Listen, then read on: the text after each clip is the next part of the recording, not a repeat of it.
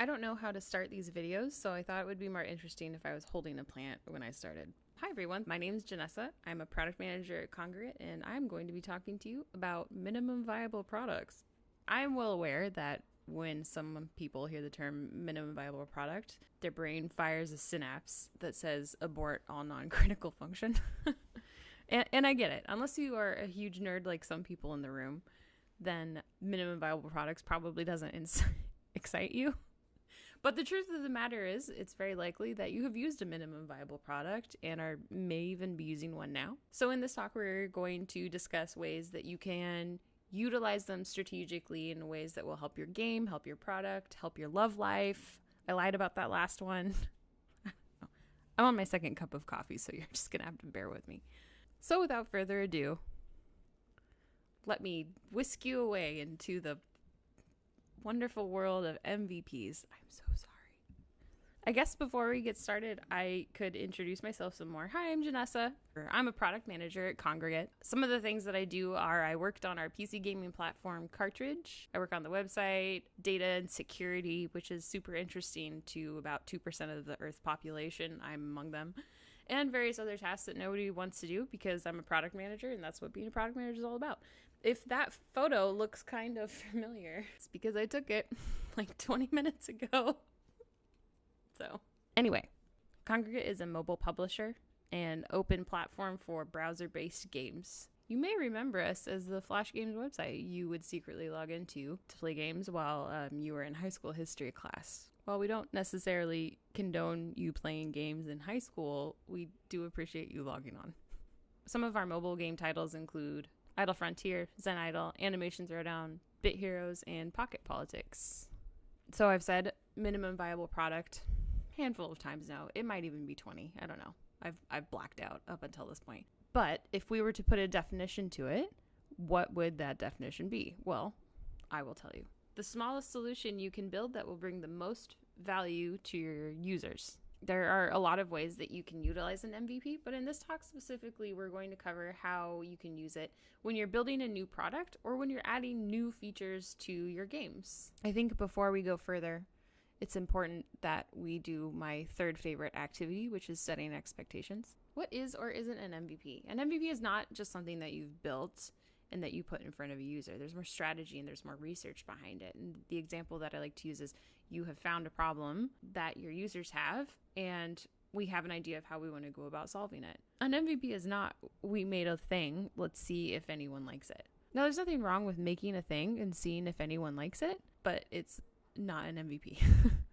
Why is an MVP something that you should use? Well, to put it lightly, everything is expensive. Actions that involve resources or time or development or meetings, it all costs money. And chances are money is something that you have to take into consideration when you're building your product, when you're working on your game. And MVPs are helpful because they allow you to engage your users while using minimal resources to get immediate and useful feedback. If you were to just build something without knowing anything about your users and put it in front of a person, you may just get feedback that it's bad. Getting feedback that this is bad is not very usable or helpful. It doesn't really get you anywhere. Starting with an MVP helps reduce the chance that all you learn is this is bad, therefore saving you time and money as you build. I'm a visual person and I like to visualize this process, and I also think it helps other folks when they're learning about it kind of understand it a little bit more. This is a very popular diagram that you've probably seen floating around the web or maybe even taped up on your office somewhere. I think it does a great job showing at a high level what an MVP might look like. The main takeaway that I want you to have is that an MVP is shipping something useful to your audience.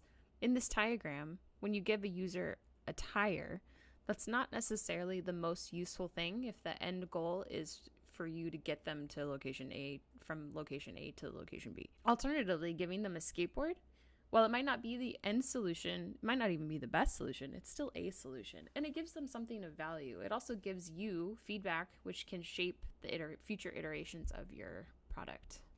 To be totally honest, I have a love-hate relationship with this diagram. I think it does a really good job if you were to use it to explain what an MVP is to like your drunk uncle at Christmas or Thanksgiving. It does a really good job showing what a high level of what an MVP is, but I don't think it does a great job showing how an MVP should go. Again, if we were to look at this diagram, the product jumps are pretty big, especially like scooter to bike is a huge product iteration. Motorcycle to car is a huge product iteration. It's also quite expensive from a manufacturing standpoint. And frankly, I find it to be a little misleading if you were to apply this practice to your own product. So I like to use a diagram that makes more sense in terms of product iteration, but is also slightly more appropriate for GDC. Ta-da! The Nintendo handheld gaming family. When I talk about MVP iteration, I really like to use Nintendo's handheld gaming tree evolution, you pick, as an example, because it's more realistic in that it's more of a gradual iteration upon each next product. So there are 4 components of an MVP. We're going to talk about each and every one of them. The first one is starting with the problem, discovering the solution, gathering feedback, and then iterating. Now, I know that the title of my talk is Start Your Minimum Viable Product with a Solution, but actually you should be starting with the problem.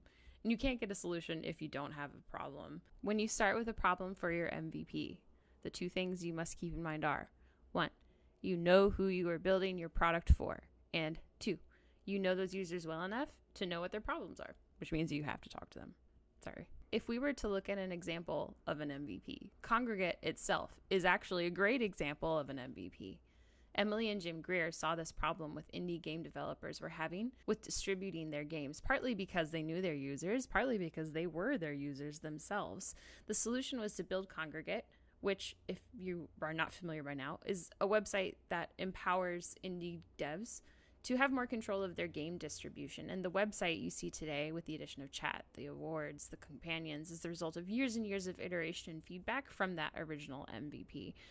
And actually, the slide that you see here is from Emily Greer's talk a few years ago in 2016. She did a postmortem on the website and the first 10 years of Kongregate, which is really fascinating.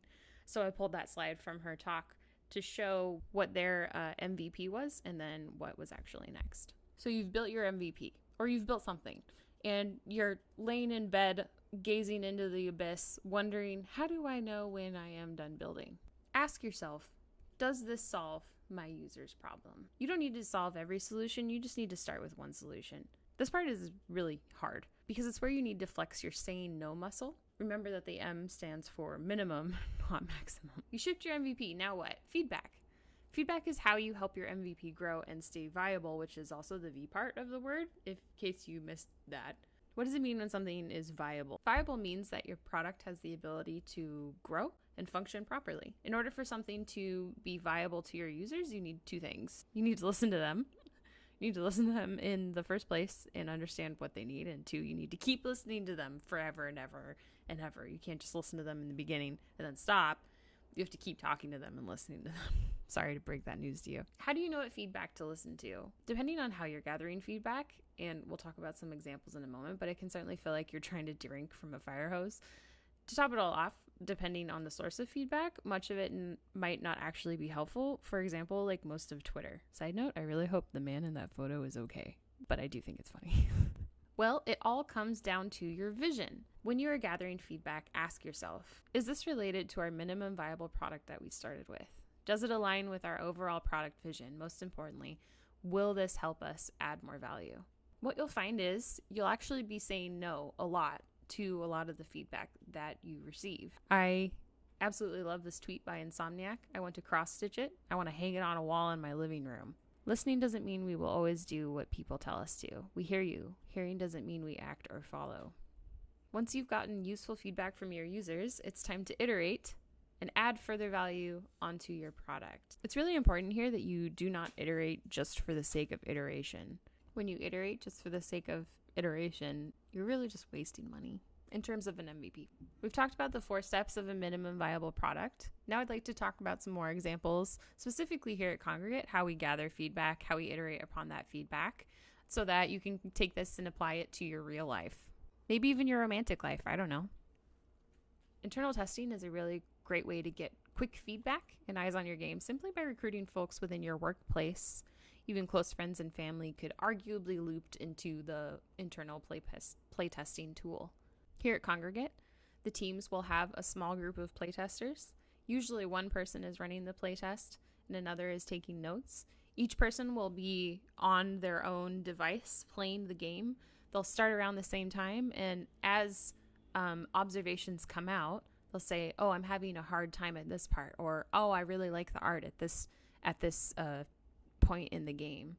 And the person who's taking notes will write all of that down. And at the end of the playtest, the moderator will send out a short survey to get an idea of how it went. One of our teams, in the survey they send out, they put the vision statement of the game and ask, does the game you play fall in line with this vision statement, yes or no? I think that's a great idea because it helps give you, the team, a good read on, are we following our vision statement? Do our users also think that we are following the vision statement we've set for ourselves and for the game? Here at Kongregate, we're incredibly lucky to have a seasoned team of community members who utilize, among many things, the power of community forums. Oftentimes, community managers will create topic-specific feedback threads for new features, partially so that players can stay on topic they want to, but partially also so that the feedback is a bit more organized. It also gives angry players a place to be angry instead of just putting it all over the forums. Additionally, the CS teams here at Kongregate are really good at getting ahead of anticipating questions about new features or changes before the release. And most of that is they just know their players and their communities really well. It's really true that a good community manager is worth their weight in what's worth more than gold? Platinum, dark matter, diamonds? You know what I mean. Time for some real talk. To be perfectly transparent, it's oftentimes difficult for CS members to get all the information they need from a dev team prior to a release going out. And this is really a prevalent trend anywhere you go. I do recommend taking time to ask your CS team how they can be better supported prior to any release. I mean, they are the first line of defense when you get that feedback fire hose. So if they're going to be a human body shield, they might as well be a little bit prepared, you know what I mean? Another great option for utilizing and collecting feedback is a player council. Our team on Bit Heroes utilizes this. It's a great option for a platform that has established audience and or active community. The Bit Heroes Council is made up of players who have been elected by their peers. The community manager communicates with the council via Discord and shares the feedback with the product owners. The council itself is split by roles such as beta testers, but also includes a panel of meta specialists such as tank, DPS, and so on. The Bit Heroes team will often use the council not only as feedback for upcoming features, but recently released ones. When the team released elemental attacks into the system, this update sort of nerfed all previous builds in that attack bonuses were now ineffective against any elemental attacks. Utilizing the player council, specifically the meta specialists, the team were able to change that feature based on their feedback. So the end result was changing the previous builds to become 75% effective on a bonus attack. We've talked about a few use cases where feedback has brought a fair amount of success. Now let's talk about the opposite of that. Cartridge.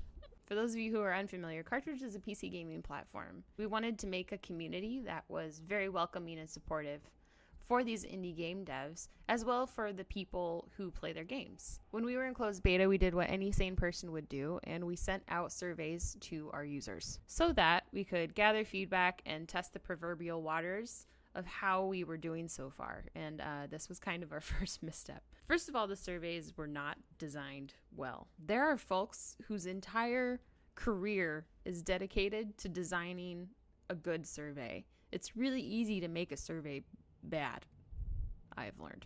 I cannot understate this enough. Invest time in writing your survey. User test your survey. If you can hire someone to write the survey, that would probably be best. Secondly, there was just too many qualitative questions, which meant there was just a lot of qualitative data to parse. Now, qualitative data is important, but also very difficult to interpret. Again, there are people who dedicate their lives to gathering and organizing this feedback properly, and I have nothing but crazy respect for them. But if you get too much of it and you don't have someone who knows how to parse it, it can be a nightmare. Lastly, and I'll touch on this a little bit more, we ignored red flags that we were getting in the feedback. This is very important. If you know for a fact that you are gathering feedback from your primary users, meaning people who you know your product is for. And the feedback they are giving you is trending in a specific direction, that feedback will not change just because you go from closed to open beta. It won't. You'll just be seeing more of that data in the same direction. So if we were to look at some examples from our feedback, we really did get a lot of positive feedback, mostly about the design. A lot of people liked it. And if you take a chance to go look at the design, it really is beautiful. The team did a fantastic job there. The thing about design is even the best design will not save you if your users don't see the value in your product, which we will see momentarily. A lot of users thought Cartridge was supposed to be Kongregate 2.0, aka free-to-play games. We don't have enough time to go into this. Like, this could be a whole nother GDC talk, but getting this feedback that your players are so far from your product vision is a huge red flag. You could not get a bigger red flag than this. As a result, nobody was buying games because of above. Everyone thought this was supposed to be Kongregate version 2.0. Probably the harshest feedback of all was it was slowly becoming clear that Cartridge wasn't solving any problems that weren't being solved by many other established platforms. It's like GOG, like Steam. Like at the time, the newly released proverbial Silverback Gorilla, that was the Epic Game Store. In this day and age, a new gaming platform is actually perceived by the target audience as a hassle versus a solution. Ask any developer who's been review bombed because they decided to release exclusively on Epic. Many people take severe personal offense when you suggest they have to have multiple game libraries. I don't like ending on a sad note. I'm also too caffeinated to end on a sad note. So instead I'll end on a cute and happy one, which is Kongpanions. Now, if you're familiar, they are cute little characters that Kongregate players can achieve when they earn the badge of the day. Kongpanions came into the picture when players had been voicing a disconnect between earning the daily badges and some kind of long-term goal. After Kongpanions were released, the percentage of monthly average users did see a very slight decline. However, the average badges that were being earned increased. This means that even though a bit less users were earning them, the badges became more meaningful to the players who were pursuing them. And thus ends our adventure. A lot of lessons were learned today, and only a few of them ended in tears. As you leave this video, undoubtedly a completely transformed individual, I leave you with a few points to summarize. MVPs are about who is using your product. It's only going to be as good as much as you understand your customer's needs. So if you don't understand your customer, your MVP won't have very much V, if you know what I mean. Do not iterate for the sake of iteration. Iteration should only be towards further value to your users, not just for funsies. Remember that development, meetings, planning, it all costs money. Everything costs money. Everything costs money. Feedback is a double-edged sword. While it's critical to growth, it has a mind of its own. But finding avenues for you to control the feedback you receive will help you wield that sword more wisely. Say no more than you say yes. This is a very difficult muscle to build, but having a strong product vision and sticking with your MVP and not chasing shiny things will help you build that habit. Lastly, I would like to give a shout out to the folks who helped me make this talk. I know you just see my slides and my face, but a lot of people actually helped me and the talk get to where it is today, which is on a video. Hopefully playing on Twitch, but I don't know, we'll see. So my deepest appreciation goes to everyone on this list for all of the help that they gave me. Usually at this point of the talk, if I was doing it in person, I would say, any questions? And some people might have questions, but since this is a video and we can't do that, the most I can do is give you my Twitter, which is that. It's @LittleDova. You can talk to me if you want, or just send me a plant photo, because I like plants. Please do not be mean to me. I will cry. Thank you so much for watching my talk today. I have to tell you, it is so weird staring at a camera and not actually talking to a real human being, because the camera just has this one void of an eye that stares at you with no facial expressions. It'll never truly replace a human, but yet, thank you anyway. And of course, remember to be excellent to each other.